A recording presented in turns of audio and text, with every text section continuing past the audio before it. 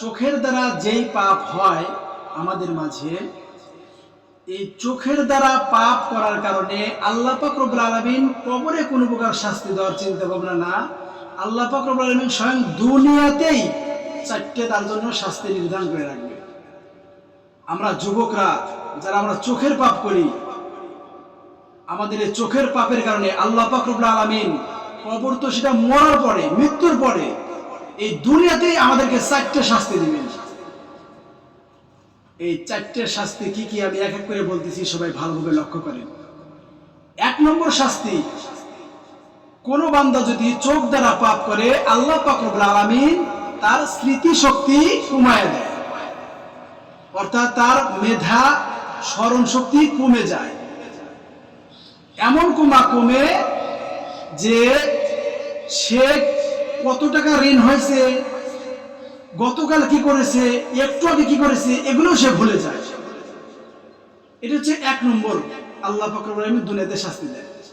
2 নম্বর শাস্তি হচ্ছে তার রুজি রোজগারে কোনো বরকত থাকে না, রিজিকের মধ্যে তার বারাকা থাকে না। অর্থাৎ সে যদি 1 মাসে হাজার হাজার টাকাও কামাই করে, মাস শেষে দেখা যায় সে আর ঋণ হয়ে গেছে। দোকানদাররা তাকে দেখে বলে যে ভাই তুমি না গত সপ্তাহে আমার টাকা দেওয়ার কথা, টাকা কেন দিলে না? একজন লোক টাকা পায়, সে বলে ভাই তুমি না আমার কাছ থেকে টাকা ধার নিলে পরশুদিন দেওয়ার কথা, এই টাকা তোমাকে দিলে না। মানে তার রুজি রোজগারের মধ্যে কোনো বরকত থাকে না, সে মাস শেষে আরো ঋণ হয়ে যায় হাজার হাজার টাকা কামাই করার পরেও। আর 3 নম্বর শাস্তি হতেছে যে নামাজের মধ্যে সে কোনো মজা পাবে না। সে নামাজ পড়বে, নামাজের মধ্যে তার কোনো মজা থাকবে না। নামাজ পড়তে যে একটা ইমানদারের আনন্দ, একটা স্বাদ, একটা মজা, একটা উল্লাস, সেটা তার মধ্যে থাকবে না। আল্লাহ পাক রব্বুল আলামিন এই চোখ দ্বারা পাপ করার কারণে এই শাস্তিগুলো দুনিয়া থেকে আল্লাহ পাক রব্বুল আলামিন দিয়ে দিবেন। আর 4 নম্বর যেটা শাস্তি আল্লাহ তাআলা দুনিয়াতে দিবেন, সেটা হচ্ছে আরো মারাত্মক, আরো ভয়ানক। সেটা হচ্ছে আমরা যদি, বান্দা যদি দুনিয়াতে চোখ দ্বারা পাপের কাজ করে, আল্লাহ পাক রব্বুল আলামিন বলেন সে মৃত্যুর সময় তার কালেমা নসিব হবে না। নাউযুবিল্লাহ। কত বড় কথা, কত ভয়ঙ্কর কথা।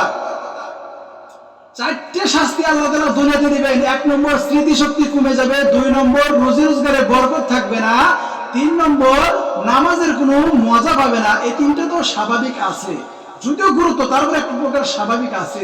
4র্থ স্টেপটা হচ্ছে যে মৃত্যুর সময় তার কালেমা নসিব হবে না। আর যদি মৃত্যুর সময় বান্দার কালেমা নসিব না হয়, তার প্রত্যেকটা ধাপে ধাপে, প্রত্যেকটা মোড়ে মোড়ে তার বিপদ, তার প্রত্যেকটা ধারে ধারে, প্রত্যেকটা মোড়ে মোড়ে তার বিপদ, বিপদের শেষ নাই।